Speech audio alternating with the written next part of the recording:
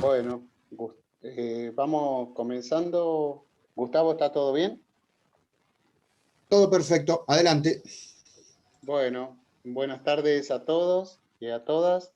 Un gusto nuevamente compartir un café político del Max Nordó de La Plata. Esta vez contamos con la presencia como invitado de Kevin Levin, a quien te queremos agradecer por tu generosidad y poder acceder nuevamente a venir a charlar con nosotros, Kevin, como otras oportunidades. Esta vez el tema es Israel, nuevo gobierno y perspectivas. Eh, bueno, Kevin, les comento, es sociólogo, especialista en la temática de Medio Oriente y te cedo la palabra. Kevin, te escuchamos. Bueno, muchas gracias Horacio y a todos por la invitación. Para mí es un placer estar de vuelta virtualmente. He estado también presencialmente, no para dar charlas, pero sí organizando campamentos y demás en su institución, y le tengo mucho cariño desde mis épocas en la TNUA de adolescente, cuando conocí a la gente del MAX. Diría que el MAX es una de las pocas direcciones de La Plata que me acuerdo, 11 entre 58 y 59, ¿no? Eh, así que más o menos en base a eso, las veces que fui a La Plata fue como, bueno, sé que estoy a 5 cuadras del Max, porque me encanta también la organización de la ciudad. Creo que me ubico mejor que acá, siempre y cuando no me vaya del centro, ¿no? Bueno, la idea es tener una charla breve, así que les agradezco por conectarse, además de la invitación. Sé que es un día importante para mucha gente que sigue el fútbol. Obviamente no vamos a extendernos tanto como para que se pierdan el partido, pero la idea es tener unos 30, tal vez 40 minutos de exposición sobre el nuevo gobierno de Israel, y después poder responder preguntas que pueden llegar a tener sobre esto que está pasando y este momento tan particular en la historia de Israel. Voy a compartir pantalla. ¿Ustedes ven la presentación en grande o todavía la ven en chiquito? Se ve muy bien. ¿Se ve bien? Perfecto. ¿Ocupa toda la pantalla? ¿Está bien? Sí, sí, sí, sí. Perfecto. Buenísimo. Entonces, quería empezar, voy a poner el timer, así vamos viendo. Quería empezar mostrando esta foto, que es la foto de la asunción del nuevo gobierno de Israel con el que era hasta hace pocos días el presidente del Estado de Israel en la cabeza, ahí sentado en el medio, Reuven Rivlin. Reuven Rivlin también fue reemplazado, al igual que Netanyahu, pero en una sucesión bastante menos polémica y bastante más tranquila por el nuevo presidente de Israel, Yitzhak Herzog, porque Israel tiene un presidente que ocupa cargos más que nada ceremoniales y relacionados con la transición. Pero este es el nuevo gabinete, un gabinete diverso, bastante más que su antecesor, y representa en muchos sentidos un momento muy particular en la historia de Israel. Y es un gobierno, creo yo, y esto tal vez es un buen punto de partida para la charla, un gobierno realmente moldeado por la situación previa en la que viene Israel y que muchos israelíes quieren dejar atrás.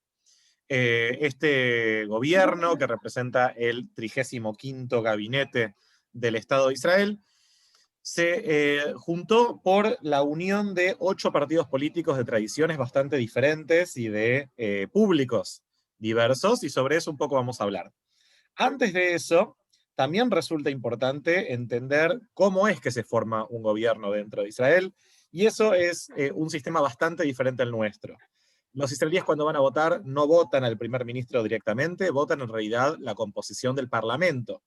Este es el Parlamento de Israel, está reunido así, está organizado así, se llama la Knesset, y tiene 120 diputados por una vieja formación legislativa de épocas rabínicas que tenía 120 miembros, y los miembros del gobierno se sientan ahí en el medio, mientras los demás se sientan alrededor, representantes de diferentes partidos políticos. Cuando los israelíes fueron a votar la última vez en marzo, lo que votaron fue por una selección de casi 30 partidos, de los cuales unos 13, si no me equivoco, ahora vamos a ver bien el número, pero me parece que 13 ingresaron al Parlamento, porque para entrar hace falta reunir un mínimo de 3,25% de los votos válidos. Eso se llama el umbral electoral. Todos los votos que van para partidos más chicos que no entran dentro de ese umbral electoral se pierden y no son contados dentro de la torta que luego se reparte entre los parlamentarios. Y puse en esta presentación que la Knesset en realidad tiene un mandato de 4 años, pero en promedio tiene un mandato de 2 años, porque en realidad el sistema político israelí permite que durante ese mandato el Parlamento sea disuelto. Y eso se produce cuando hay alguna pelea o división dentro de la coalición gubernamental y se promueve dentro del Parlamento un voto de no confianza al gobierno. Eso se puede hacer en cualquier momento del mandato. Cuando la mayoría del Parlamento vota a favor de la moción de no confianza, básicamente están oficializando la disolución del gobierno. Y esto ha pasado mucho. De hecho, los últimos gobiernos de Netanyahu terminaron así. No, ninguno cumplió su mandato natural, sino que antes de llegar a esos 4 años de mandato, diría constitucional, no hay exactamente una constitución escrita, pero sí hay leyes básicas en Israel, incluyendo la ley de la Knesset, que hacen, digamos, cumplen el rol de una constitución en un país normal, que tiene una constitución en la forma de un librito. Entonces, en un sistema como el de Israel, no es raro ni es ilegal decir, y esto se escuchó en el Parlamento hace poquito, voy a hacer todo lo posible para hacer caer el gobierno que empieza. Eso fue lo que dijo Netanyahu, fue lo que dijeron sus socios dentro de la oposición de Israel, y el sistema político lo permite, porque básicamente, si bien para formar un gobierno hace falta una mayoría simple del Parlamento, es decir, hace falta el voto de aprobación de 61 miembros del Parlamento, y eso se hace a través de acuerdos entre partidos políticos. Si alguno de esos partidos se pelea y decide sumarse a las filas de la oposición, entonces probablemente voten a favor del voto de no confianza, y eso va a caer el gobierno. Entonces, tenemos un sistema que tiene sus cosas interesantes, tiene sus componentes más dinámicos, no hay que esperar 4 años para el cambio de gobierno, pero sí genera gobiernos débiles, donde, y esto ha sido estudiado desde la ciencia política israelí y demás, los pequeños partidos suelen tener un voto desproporcionado al tamaño que tienen dentro del Parlamento.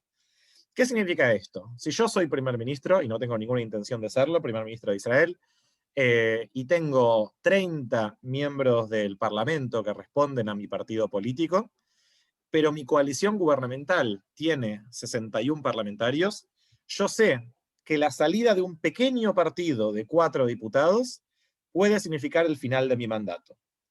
Y eso significa que en muchos casos los grandes partidos tienen que estar operando al servicio de los pequeños partidos para garantizar su supervivencia política.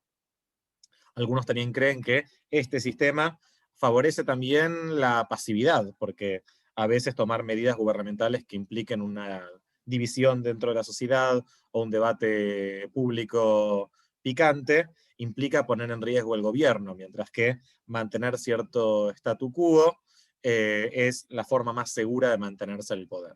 Algunos dirían también que Netanyahu fue el gran maestro de jugar este juego particular que establece el sistema político israelí, al generar coaliciones de gobierno con algunas patas a su izquierda, algunas patas a su derecha, pero haciendo guiños a ambas partes para evitar cualquier tipo de disolución o incluso amenaza a su poder.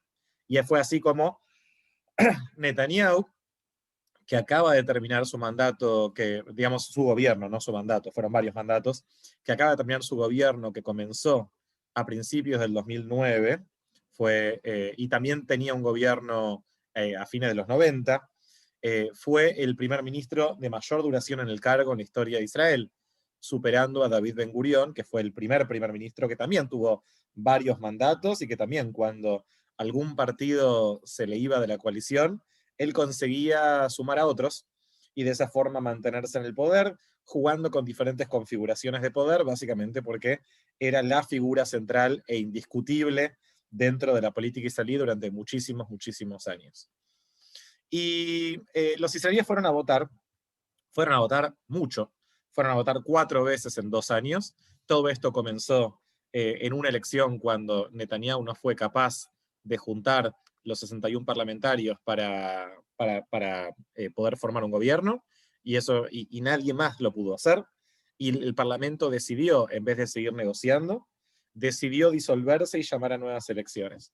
Hay un plazo, en realidad, cuando pasa eso, de 3 meses y medio, en el que se puede negociar con diferentes etapas, pero no siempre se cumplieron esos 3 meses y medio. En muchos casos el Parlamento se disolvió y quedaron en votar de vuelta. Cuando se votó en marzo, muchos israelíes creían, en base a los resultados, que iba a haber una quinta elección.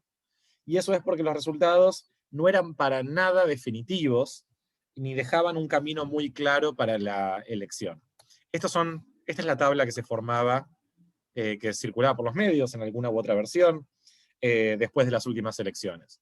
Y lo que se veía en esta tabla, no se preocupen si no conocen los partidos, era que había un bloque anti-Netanyahu. Es difícil llamarlo de otra forma porque incluye partidos de izquierda, incluye partidos de derecha. Ahora vamos a ver un poco de qué se tratan estos partidos. El bloque anti-Netanyahu era de 57 miembros, y el bloque decididamente pro-Netanyahu era de 52 miembros. Como ven, de esa forma, ninguno llegaba a los 61 parlamentarios, que es el número mágico para formar un gobierno, y quedaban en el medio, porque el número siempre da 120, 2 partidos que se creía difícilmente iban a ser parte de un gobierno juntos. Esos partidos son Yamina, un partido de derecha, cuyo nombre literalmente significa la derecha, y un partido que se llama Ra'am en hebreo. Ra'am significa Areshima Arabit Ameshutefet, o la lista árabe unida, que no debería ser confundido con, perdón, la lista árabe, la lista árabe conjunta, que no debería ser confundido con, perdón, ahí está, apreté sin querer un botón. ¿Ven? ¿Volvieron a ver la presentación? Perfecto. Me mandé un moco. Y lo que se creía es que nunca este partido, considerado en la extrema derecha del mapa político israelí, iba a ser parte de un gobierno con algunos partidos de izquierda, con un partido árabe, que era muy, muy, muy difícil juntar esto. El bloque anti-Netanyahu podía sumar a este partido de derecha, pero se veía muy difícil el camino, tanto para Netanyahu como para la oposición. Y sin embargo, en los últimos meses vimos concretarse lo que la gente consideraba que era inconcretable, y se formó un gobierno por el conjunto de 8 partidos políticos dentro de Israel. Y pensé que estaba cargando mi celular, no tenía mi machete, pero acaba de morirse la batería, así que se ve que no lo estaba cargando. ¿Y quiénes son los miembros de este nuevo gobierno, las figuras principales? Perdón, antes de eso, ¿qué estaban discutiendo? Y esto lo vamos a rápido porque no es sobre las elecciones, sino sobre el gobierno. Una de las principales discusiones en la campaña era qué iba a pasar con Netanyahu. La principal discusión, por eso los bloques estaban definidos como pro-Netanyahu y anti-Netanyahu, o el bloque del cambio y el bloque de la continuidad. Muchos estaban preocupados no solo por las políticas de Netanyahu, hay muchos israelíes que consideran que Netanyahu fue un buen gobernante para Israel, pero muchos estaban preocupados por las acusaciones de corrupción en su contra y el rol que cumplía Netanyahu dentro del gobierno en intentar intervenir políticamente en esos juicios. Muchos israelíes consideraban que el tiempo de Netanyahu había terminado y que por lo tanto era ya momento de dejar entrar sangre nueva en el gobierno mientras él se ocupaba de los juicios en su contra, porque ambos roles estaban desdibujados. Y muchos israelíes estaban desde antes opuestos a Netanyahu por cuestiones ideológicas conocidas. Todo eso se juntó para dentro del bloque anti-Netanyahu. Hola, Patus. ¿Cómo estás?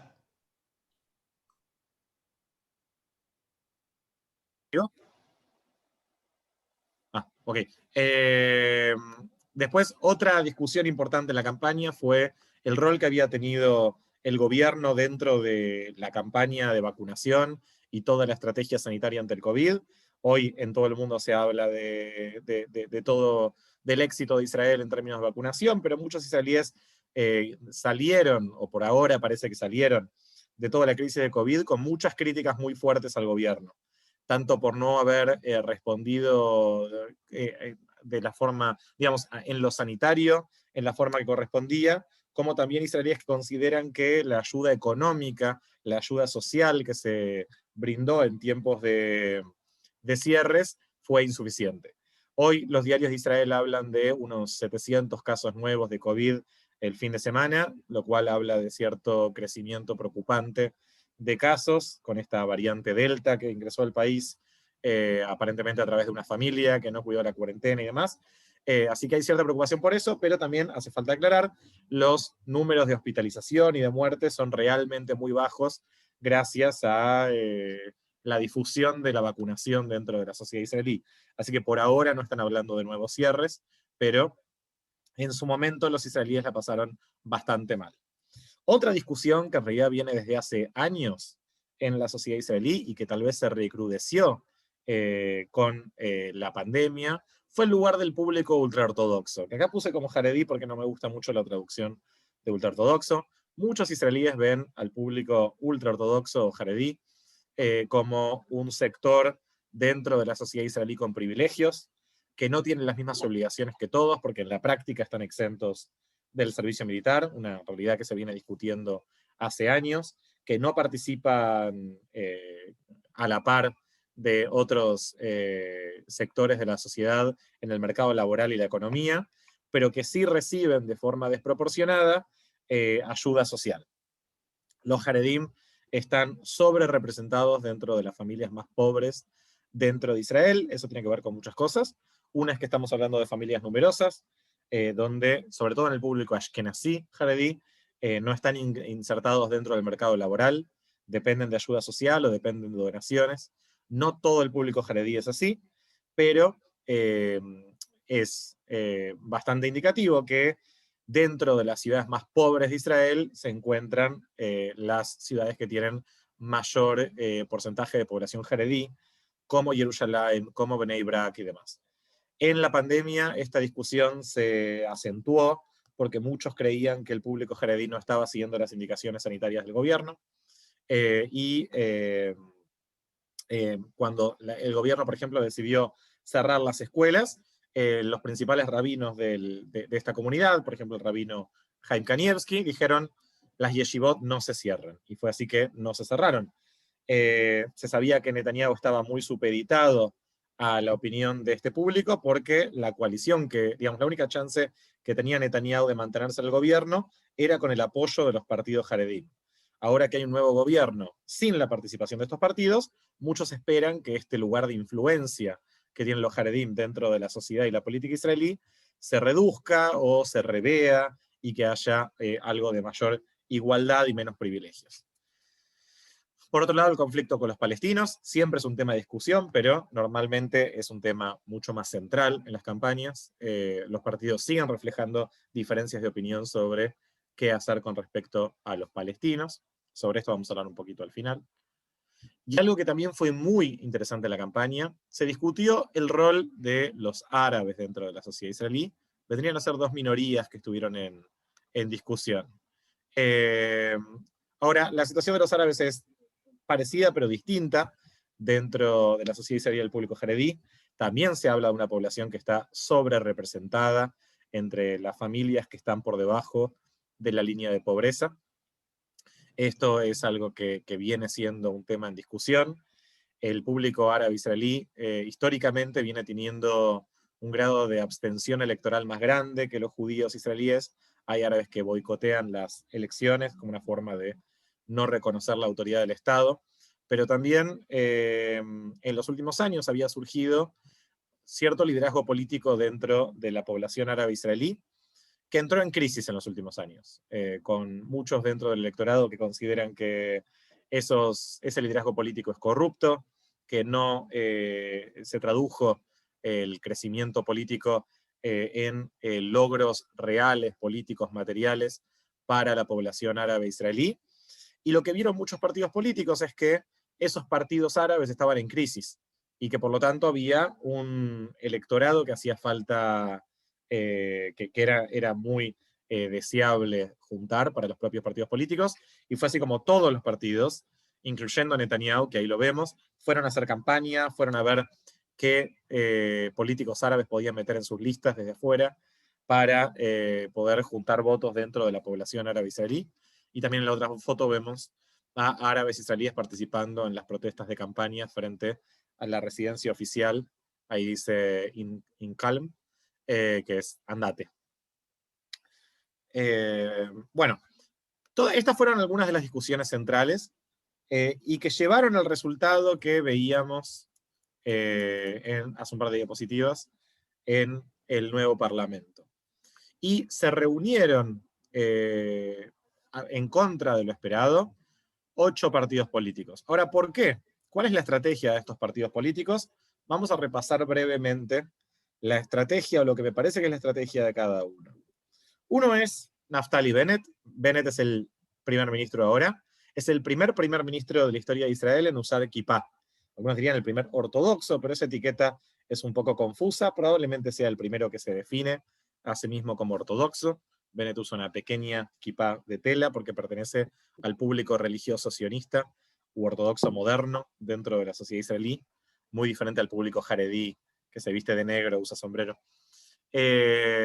Bennett es un empresario muy exitoso, es millonario, que pasó parte de sus años formativos en Estados Unidos por el trabajo de sus padres. Ha estado en varios partidos políticos, al igual que muchos otros dirigentes del nuevo gobierno. Solía trabajar con Netanyahu, sus comienzos políticos fueron junto a Netanyahu, y es una persona asociada a la derecha israelí. No la extrema derecha que podríamos encontrar en la oposición, pero sí estamos hablando de una figura históricamente asociada al movimiento de los colonos. De hecho, Bennett era el director ejecutivo de la organización que nuclea a los colonos judíos en Cisjordania. Ha hecho muchísimas intervenciones públicas en contra de la idea de independencia de un Estado palestino y apoya la anexión de los asentamientos en Cisjordania, apoya lo que ya existe, que es la anexión de Jerusalén Oriental, defendió el reconocimiento estadounidense de la totalidad de Jerusalén como parte de Israel, y es una figura que muchos pensaban que no podía llegar a un acuerdo con la izquierda. Lo que pasó en los últimos años, sobre todo el último año, es que Bennett se convirtió en una figura cada vez más crítica al gobierno de Netanyahu, sin tener diferencias ideológicas muy grandes, como sí otros miembros del gobierno. Bennett viene planteando que Netanyahu es corrupto, que su estrategia ante el COVID fue ineficiente, que es momento que dé un paso al costado, y que Israel necesitaba salir de esta parálisis política que se evidenciaba en 4 elecciones en 2 años. Y fíjense, si recuerdan, o si prestaron atención a esa diapositiva con la conformación del Parlamento, van a ver que estos son partidos políticos que tienen en general muy pocos diputados. Bennett llegó al cargo de primer ministro con 7 diputados en un parlamento de 120. No es ni el primer, ni segundo, ni tercer partido político más grande, y sin embargo consiguió este lugar central, el de primer ministro, dentro del acuerdo de rotación que se firmó, siendo un negociador. Hasta último momento él no firmaba que iba a ser parte de la coalición del cambio, jugó un rol bastante ambiguo en la campaña, podría haber hecho un acuerdo con Netanyahu también, si le daban los números, él mismo lo dijo, y sin embargo, al hacerse el difícil y esperar hasta el último momento, consiguió que se le cumplieran todas las demandas, incluyendo el cargo de primer ministro durante los primeros 2 años, a pesar de tener un resultado electoral bastante decepcionante. Y eso nos hace pasar al gran arquitecto, tal vez, de esta coalición gubernamental, que es Yair Lapid, el líder del partido Yesh Atid, y que quedó como ministro de Relaciones Exteriores, canciller, y primer ministro sucesor, que fue un cargo que se inventó hace 2 años en Israel para representar a una persona que, por un acuerdo de rotación, va a ser primer ministro dentro de 2 años. Rosh HaMemshalah Halifi, lo llaman, la verdad que no sabía bien cómo traducirlo, así que lo traduje así como primer ministro sucesor, pero no es una palabra muy sencilla de traducir, jalifí.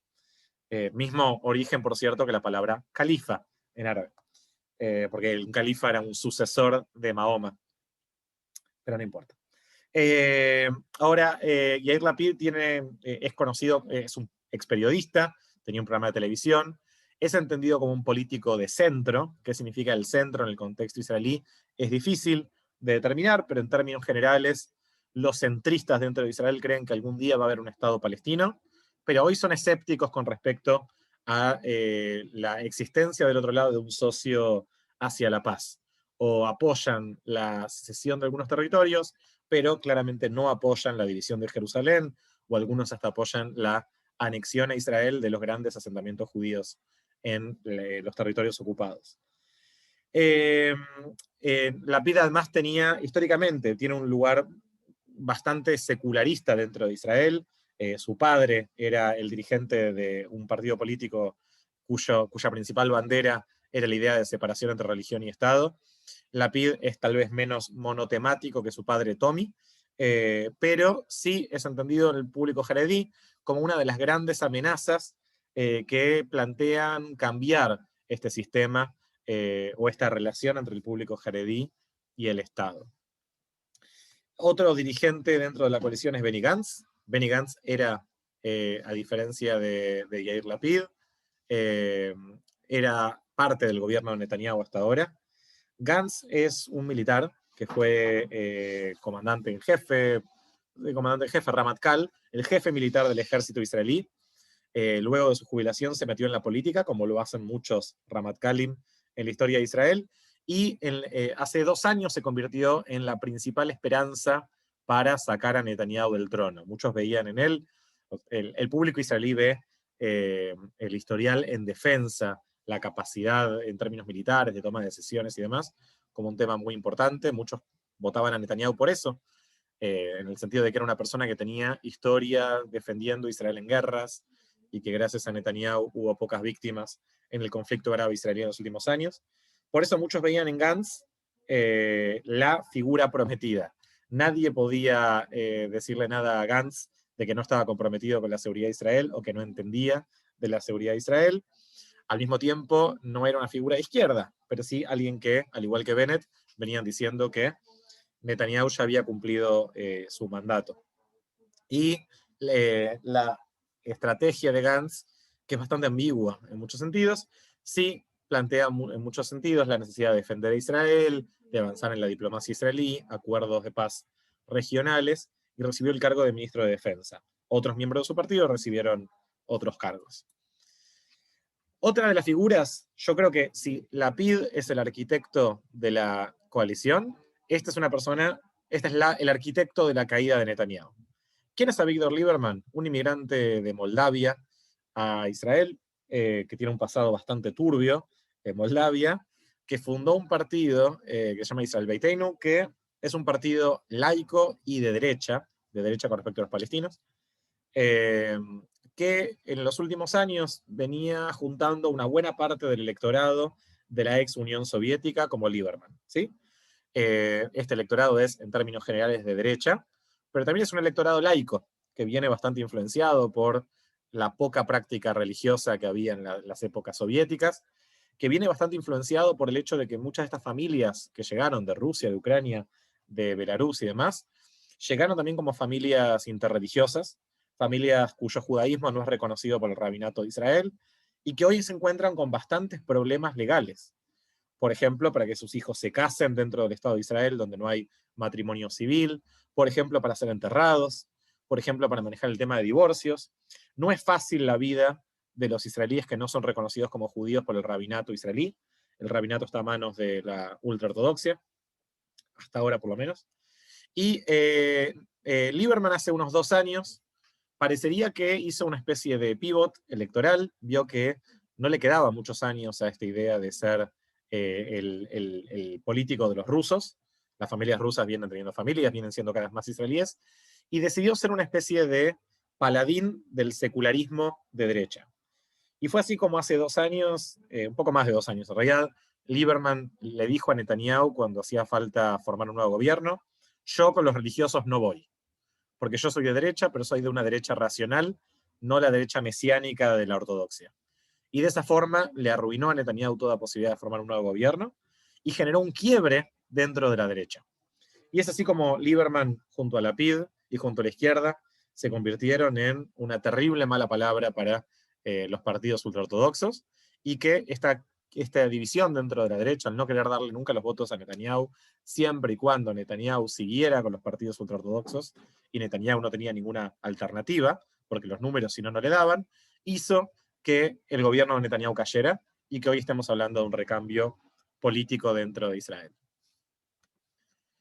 Gideon Sa'ar, no voy a decir mucho porque estamos mal de tiempo, representa un partido de personas que fueron expulsadas del Likud, sin grandes diferencias ideológicas. Gideon Sa'ar le quiso hacer una primaria a Netanyahu, le fue mal, lo echaron del partido, junto a otros echados del partido y otras figuras de la derecha, y armaron un propio partido político que es Tikva Hadashah, Nueva Esperanza. Por cierto, el padre de Gideon Sa'ar, argentino. No nacido en Argentina, pero vivió en Argentina antes de hacer Aliyah. Creo que nació en Europa.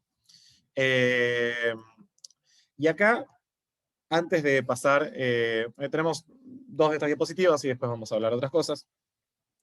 Una de las principales novedades de este gobierno es la incorporación de este señor que ven acá y su partido RAM.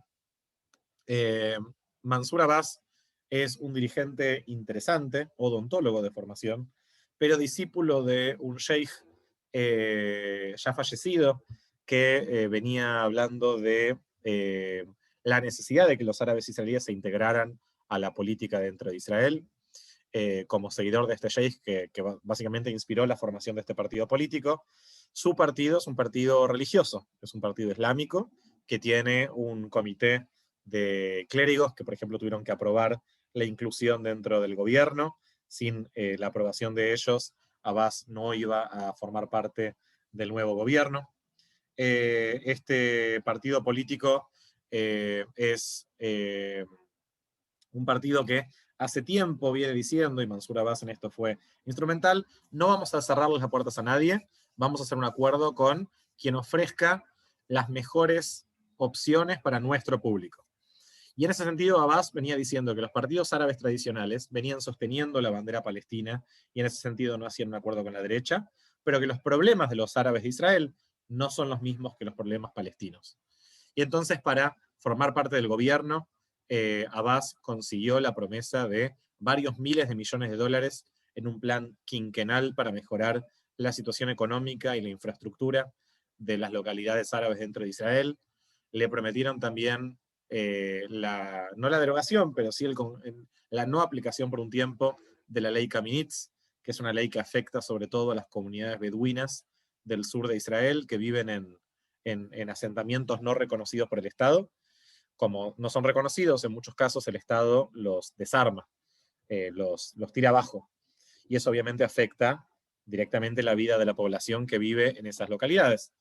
El electorado de Mansour Abbas, él tiene buena parte de los votantes beduinos del sur, así que al hacer eso garantizó la seguridad o la estabilidad de varias de estas comunidades, que hay algunos casos extremos que, por ejemplo,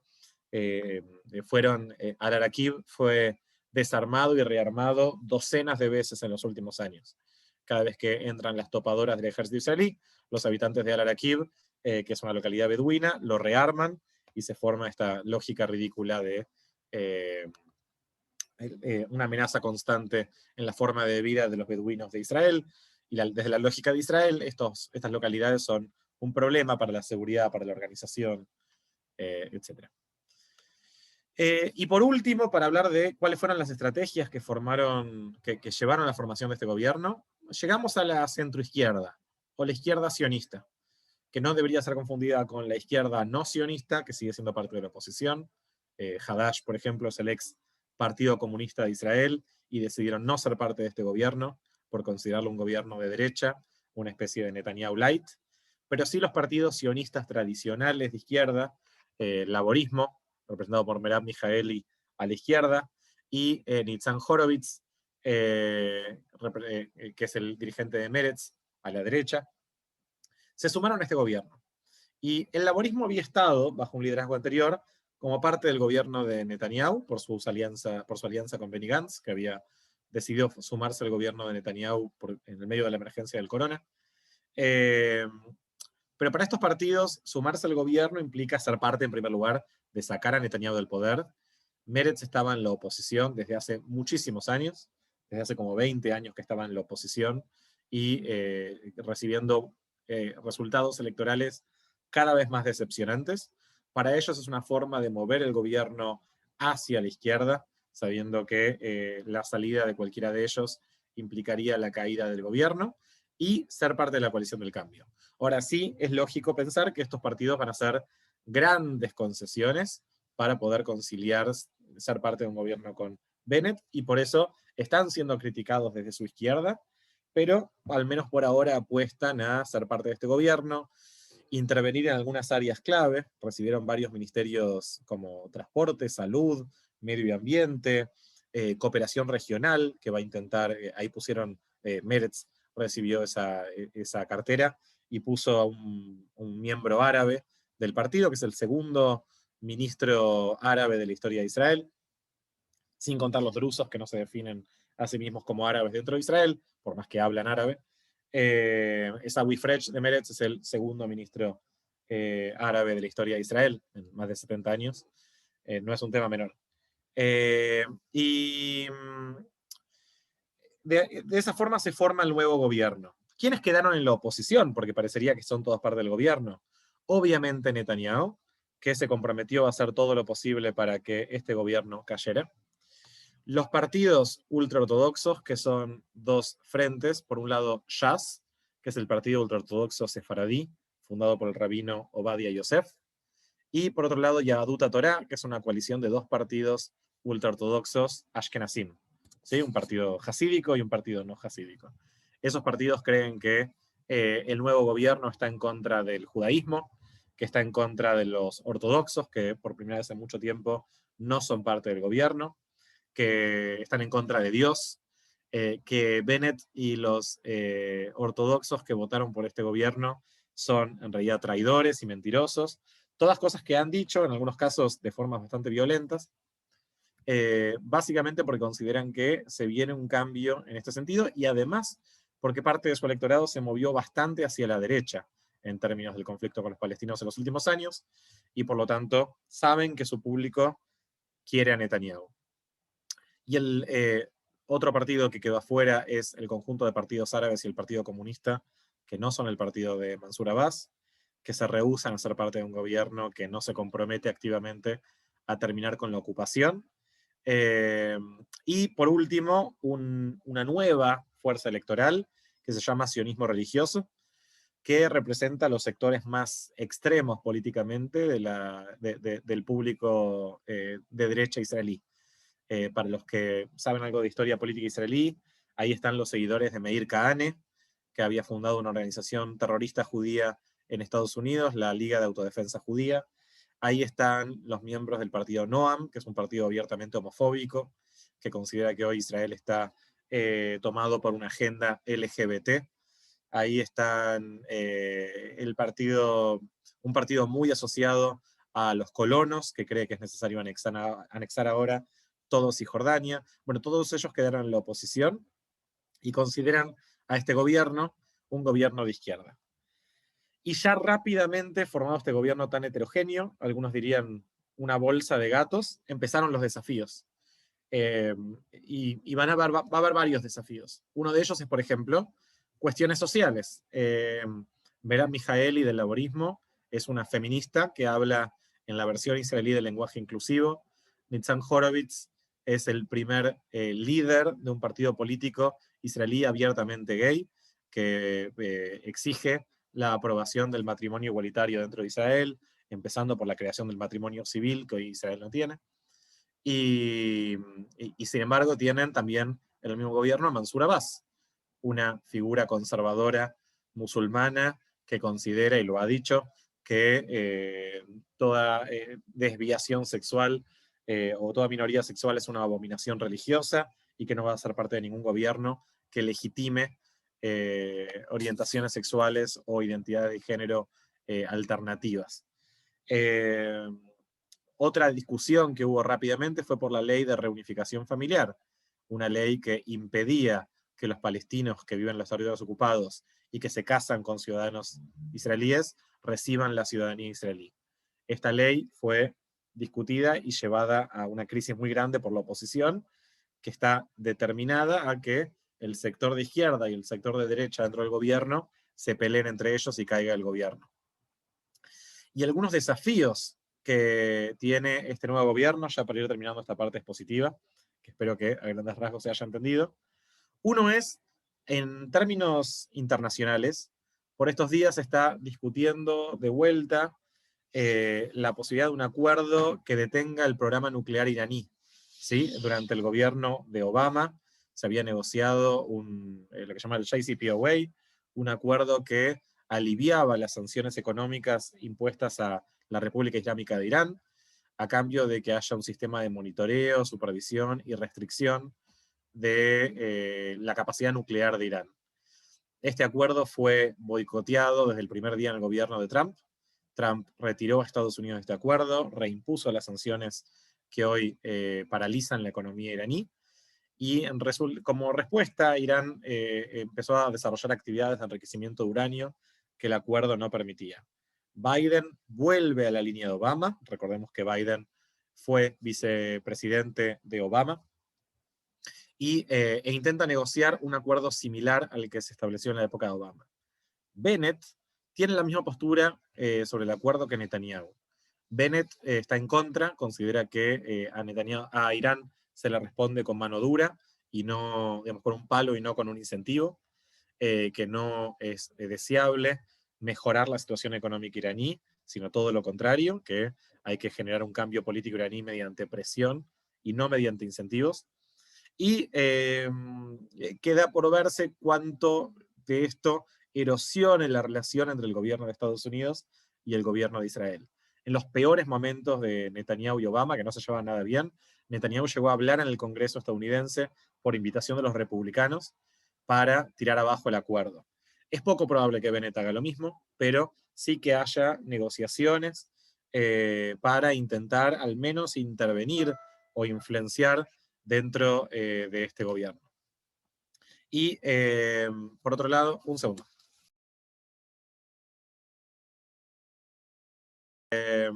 Por otro lado, está la cuestión de los acuerdos de Abraham, que fueron tal vez de los principales éxitos diplomáticos de Netanyahu y de Trump,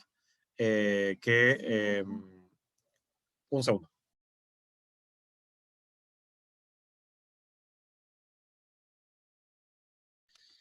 Y que el nuevo gobierno, en teoría, está comprometido a seguir adelante, pero es necesario ver cuántos de los cambios políticos regionales, estadounidenses e israelíes permiten que haya nuevos países, como sucedió con Emiratos Árabes, Sudán, Bahrein y Marruecos, que normalizan sus relaciones con los israelíes sin esperar una normalización del tema palestino. Eso nos lleva a otro tema, que es qué va a pasar con los palestinos. La autoridad palestina suspendió las elecciones que estaban programadas para este año. Hoy atraviesa una crisis política sin precedentes en su historia, y Bennett no tiene el mejor historial de diálogo con los palestinos. Lo más probable es que haya cierta continuidad de las políticas de Netanyahu, en el sentido de no negociar con los palestinos, a menos que haya presión del gobierno estadounidense. Creo poco probable que hoy haya presión de Estados Unidos, porque Biden creo que va a hacer su parte para que Netanyahu no vuelva inmediatamente al gobierno, y eso implica intentar evitar los temas incómodos que pueden hacer caer la coalición.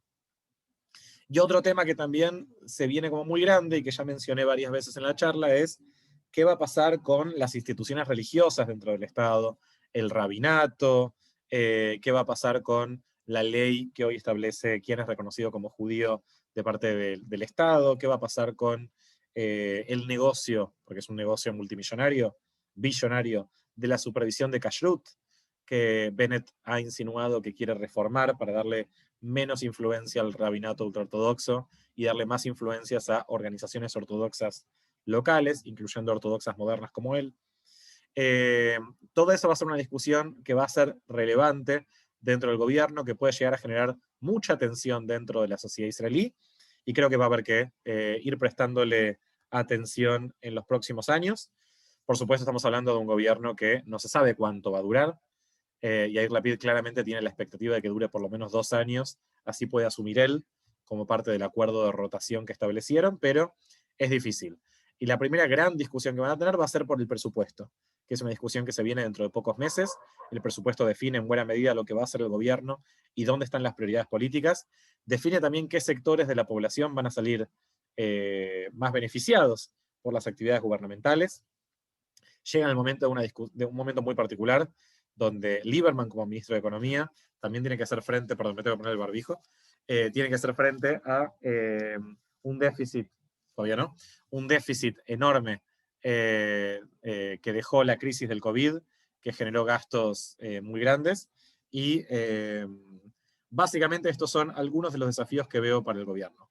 Me pasé por un poquito, en vez de 40, hice 43 minutos, pero espero que en esta rápida presentación haya más o menos quedado claro cómo se formó el gobierno, por qué y cuáles son algunos de los desafíos, así que escucho sus preguntas. Kevin, muchas gracias. Para todos los que quieren hacer preguntas, las hacemos por el chat y las voy a ir leyendo. Te hago yo una primera pregunta que me llamó mucho la atención, que pongas al tema de la vacunación y la administración de la pandemia en Israel como tal vez una de las causales del recambio de gobierno.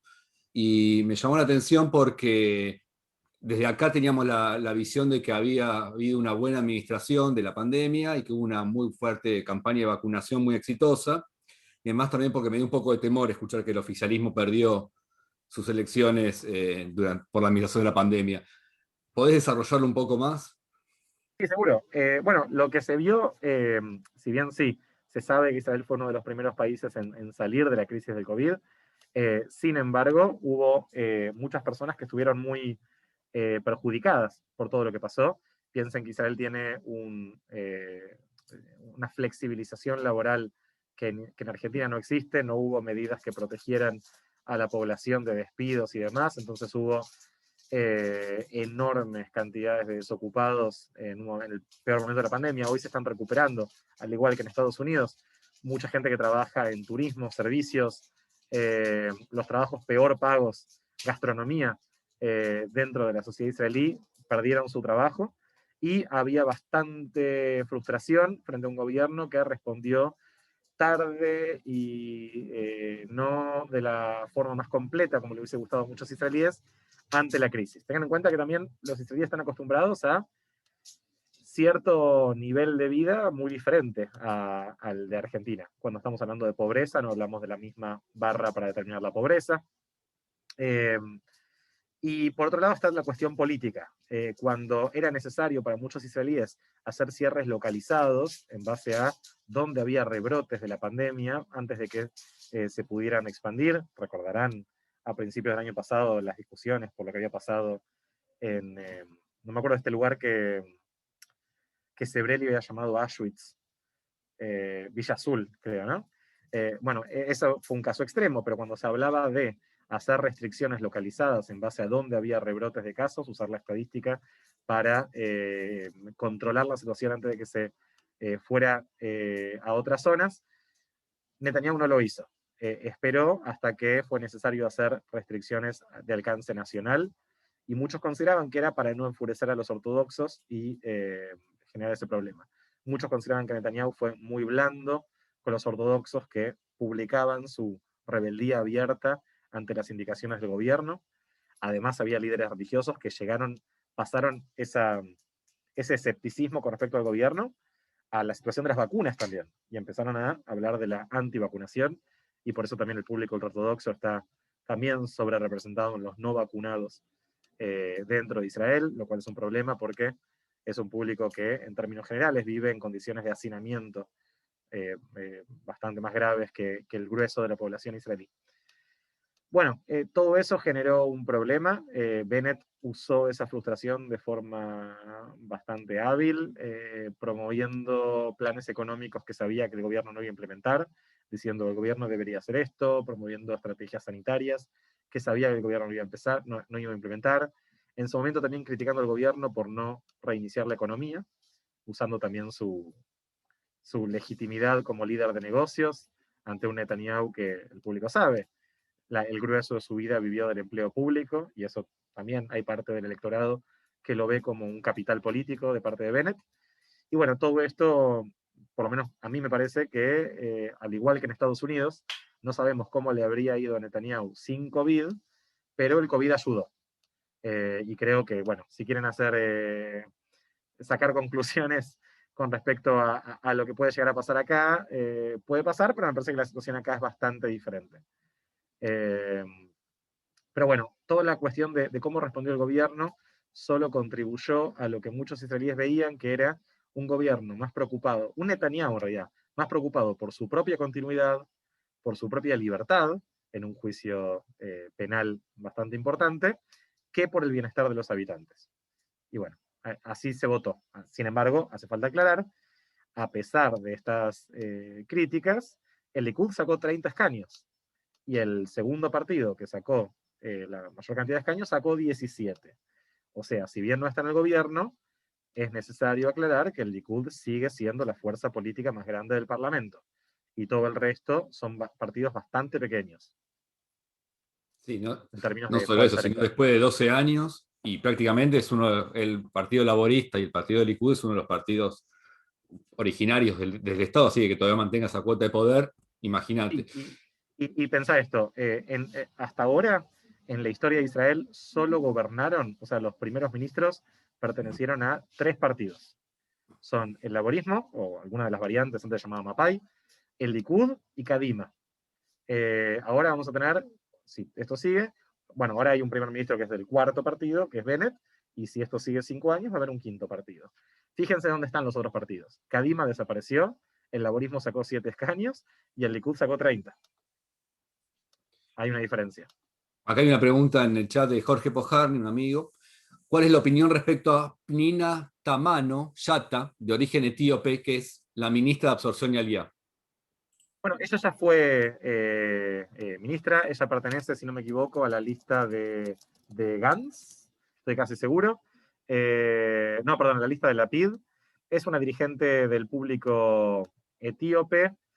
No sé mucho sobre ella, la verdad. No es parte de la rosca política, pero me parece que también tiene que ver con estas figuras dentro del electorado, que también arrastran votos comunitarios, sin desmerecer las funciones que puede llegar a tener. No tengo una gran opinión. Solamente aclaro que ya fue ministra. No sé bien dónde está Israel en términos de políticas de promoción de la migración, pero bueno, representaría en ese sentido una continuidad. Bueno, estoy preguntando yo algunas cosas porque todavía en el chat no tenemos preguntas. Bueno, Okay. bien sabés que el conflicto con los palestinos es el nudo, por lo menos desde acá, y tal vez incluso para abrirlo más a la comunidad no judía. Siempre se fue la discusión sobre la administración de los territorios y la situación bélica. Vos bien conocés que Masnordot tiene una posición muy clara, histórica con respecto a esto, 2 pueblos, 2 estados, algo parecido, ¿no? El año pasado dijiste algo muy interesante, que era una formulación vieja, 2 pueblos, 2 estados, de que se podía empezar a hablar o pensar en un solo estado que pueda aglutinar a 2 pueblos. Me pareció muy interesante, me gustaría que puedas un poco desarrollar esa idea, pero también te quiero preguntar si no podemos también empezar a pensar en un nuevo estado de conflicto permanente, en una idea de que esto ya no hay una solución racional a un conflicto. Esto corre por cuenta mía, no es institucional ni nada. A ver, de los últimos 12 años, incluso más también, la intención que yo veo fue someter al pueblo palestino a que acate incondicionalmente lo que el gobierno israelí quiere y con eso construir una paz, digamos, una paz a cambio de un sometimiento, de obligarlos a rendirse. Algo así es mi opinión. Pero, y del otro lado, esa respuesta no existe. Entonces, tengo la sensación de empezar a pensar que este es un conflicto sin solución y que esta no solución realmente merecería tal vez tener un estatus nuevo. No sé vos qué ves con respecto a eso. Bueno, no recuerdo en qué contexto lo dije el año pasado, pero Me parece que sí, está claro que la propuesta de dos estados, que es la estrategia oficial, promovida por las Naciones Unidas, apoyada por el gobierno de Estados Unidos, aunque en la época de Trump esto fue menos claro, en el momento de Trump dijo, yo apoyo lo que ellos decidan, pero que en el resto de los gobiernos, en el establishment de política exterior estadounidense, es la solución que se promueve. La idea de dos estados está en crisis. Y está en crisis porque la realidad geográfica, política, no es la misma que existía cuando se formuló. Hoy en día, en los territorios ocupados hay más de 400.000 colonos, sin contar Jerusalén Oriental. No es la situación de los años 70. Ya no existe una gran construcción de asentamientos, pero sí hay crecimiento natural de los asentamientos que existían. Hay un mapa que está bastante mezclado entre palestinos y judíos dentro de Cisjordania, vale aclarar, no en términos de igualdad. Los judíos son ciudadanos, los palestinos viven bajo ocupación. Hay una autoridad nacional palestina que en realidad se fundó como un instrumento temporal para avanzar hacia la creación de un Estado, de acuerdo a los acuerdos de Oslo en los 90, y que el proceso terminó y quedó como un esqueleto de lo que era, sin una gran razón de ser, más que, muchos dirían, legitimar la ocupación, dando la sensación de que hay cierto autogobierno palestino cuando en la práctica no lo hay. Y ni hablar de que es una institución no democrática, bastante represiva, corrupta y demás. Todo esto hace pensar que el paradigma de dos estados va a ser difícil de implementar. No diría que está muerto del todo, pero al implementarlo podemos encontrar grandes problemas al interior de la sociedad palestina, al interior de la sociedad israelí, en un mapa que se complejizó. Sin embargo, hoy no hay ningún partido político dentro de la sociedad israelí grande que represente a los palestinos, por ejemplo, que represente a los árabes de Israel, los palestinos con ciudadanía israelí, o agrupación palestina que hable de un Estado binacional, como se hablaba en ciertas partes de la izquierda palestina, judía palestina, o sea, judía dentro del mandato británico de Palestina, en los años 30. Y eso entonces habla de un problema, pero es una opción que, al menos en términos de la opinión pública, viene abriéndose paso entre ambos públicos. Un segundo.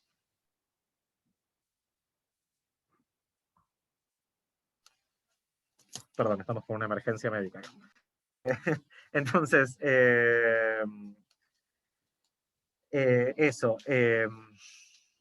Tenías otra pregunta, aparte de la idea de los dos estados, ¿no?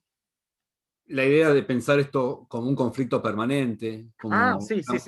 Bueno, ¿sabés quién estaría de acuerdo con vos, Eduardo? Netanyahu. Si bien no lo dijo no es lo que yo pienso. bueno, con esa idea. Si bien no lo dijo abiertamente, de hecho, en el 2009, con la presión de Estados Unidos, Netanyahu, lo que se llamó el discurso de Bar Ilan, porque lo hizo en la Universidad Bar Ilan en Israel, dijo, yo estoy comprometido a la idea de dos estados. Y después pasó los siguientes 12 años de gobierno haciendo todo lo posible para boicotear esa idea. La tesis de Netanyahu parecería ser que el conflicto no tiene solución, pero que Israel, por sus ventajas relativas con respecto a los palestinos, está en una situación en la cual se puede administrar o manejar el conflicto. De forma a veces más difícil, a veces más violenta, pero eso es lo que viene haciendo Israel. No avanzando en la negociación, o cuando lo hace sin hacer concesiones importantes, a veces haciendo demandas nuevas. La última vez que hubo negociaciones, Netanyahu, por ejemplo, le exigió a los palestinos, que ya reconocieron hace 1000 años el Estado de Israel, el liderazgo oficial de la Autoridad Nacional Palestina, Fatah, la agrupación de Mahmoud Abbas, ya reconoció el Estado de Israel hace rato. Lo que le empezó a exigir Netanyahu a los palestinos era que reconocieran el Estado de Israel en tanto Estado judío. Eso claramente apuntaba a boicotear las negociaciones con medidas simbólicas que poco ayudaban, que nadie pedía, pero que llevaban el objetivo un poquitito más y fortalecían el argumento de que, bueno, no hay paz porque los palestinos nunca ceden. Y si miramos también los últimos grandes enfrentamientos, los últimos grandes episodios de violencia, el último fue en abril, lo que vemos es que en esta situación de administración del conflicto, ya se fue la médica, perdón. En esta situación de administración del conflicto, lo que hace Israel cada tantos años es ver que Hamás se fortaleció. Yo creo que hay una relación bastante simbiótica entre Hamás y la derecha israelí. La derecha israelí necesita Hamás y por eso nunca lo van a destruir. Esto sale grabado y me voy a arrepentir, pero es un gran argumento para la derecha israelí decir no podemos hacer la paz cuando está Hamás en Gaza y no se puede confiar en Hamás.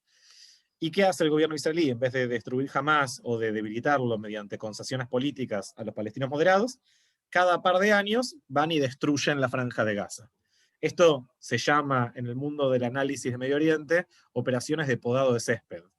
No terminan de desmantelar Hamás, pero lo debilitan durante un par de años y 3, 4 años después van a volver a destruir todo y los más afectados son la población civil. Esa es la tesis de Netanyahu.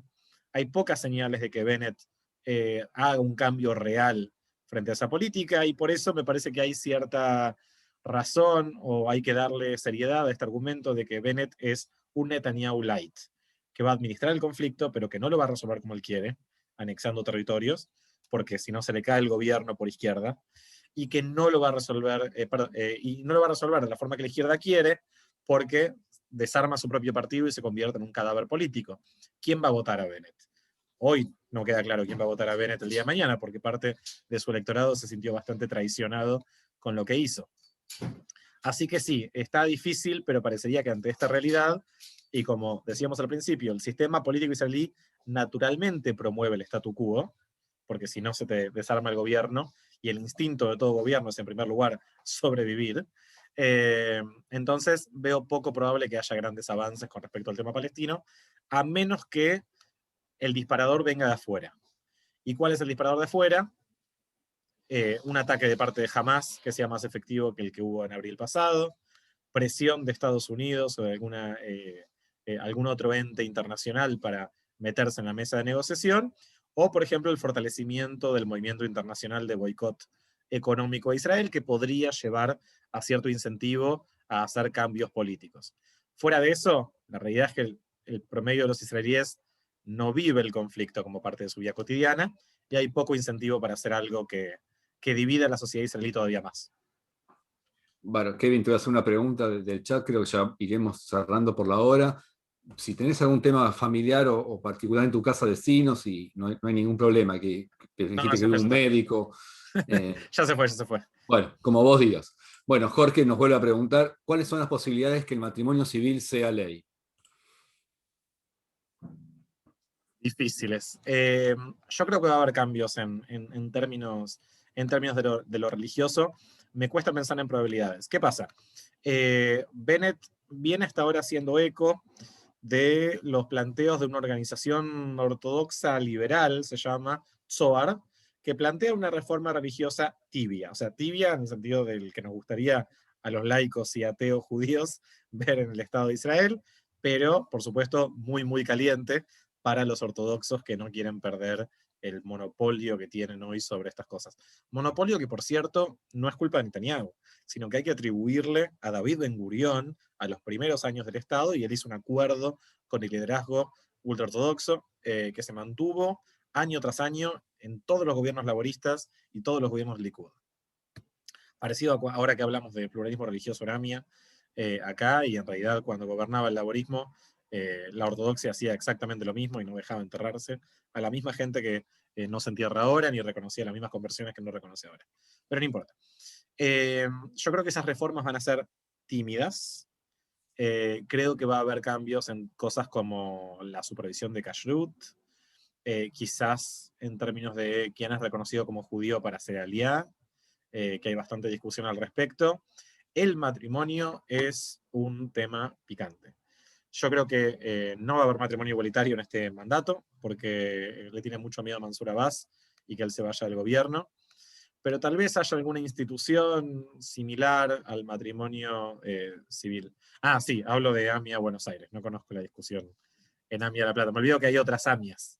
Mi abuelo era de Basavilbaso y la Keilah ahí también la llaman AMIA Basavilbaso. Cuando alguien se entierra ahí, van a AMIA Basavilbaso. Así que descubrí hace algunos años que hay otras AMIAs fuera de Buenos Aires, de capital. Y yo lo veo difícil. Quizás me sorprendo, muchos israelíes lo están esperando, pero la relación de fuerzas particular de este gobierno hace que sea difícil imaginárselo ahora. Bueno, Bueno. no sé, Horacio, si querés ir. Sí, vamos cerrando, Edu. Kevin, muchas gracias por tu presencia en el Max Nordó, que pronto podamos encontrarnos presencialmente en la biblioteca. Les agradezco a todos su atención, su presencia. Es muy importante estar compartiendo este lazo. Entiendo que todos lo valoramos y apreciamos. Los quiero invitar a la próxima actividad, que va a ser el sábado 24, dentro de 15 días. Vamos a tener de invitado a Jorge Elbaum para conmemorar un nuevo aniversario del terrible atentado a la AMIA, y va a ser nuestra actividad institucional para conmemorarlo. Y el 31 de julio vamos a contar con la presencia de la ministra Estela Díaz, ministra de Género y Diversidad de la provincia de Buenos Aires. Nuevamente, muchas gracias, Kevin, por tu presencia. Gracias a ustedes por la invitación. Bueno, muchas gracias y bueno, buenas noches a todos y a todas. Bueno, Chao. muchas gracias por muy bueno. Bueno, muchas gracias, gente. Si pueden desmutearse, Gracias. si quieren, y saludar. Muchas gracias. Muchas gracias. Bueno, a disposición para lo que Bueno. necesiten. Bueno, muchas gracias, Kevin, como siempre. Muchas gracias, Kevin. Un placer. Buenas noches. Y que ganemos esta noche. Sí, ¿no? Sí. Yo me entraré por los gritos. No miro fútbol, pero me voy a entrar. Igual hincho para Argentina, claro, no me echen. Chao. Buenas noches.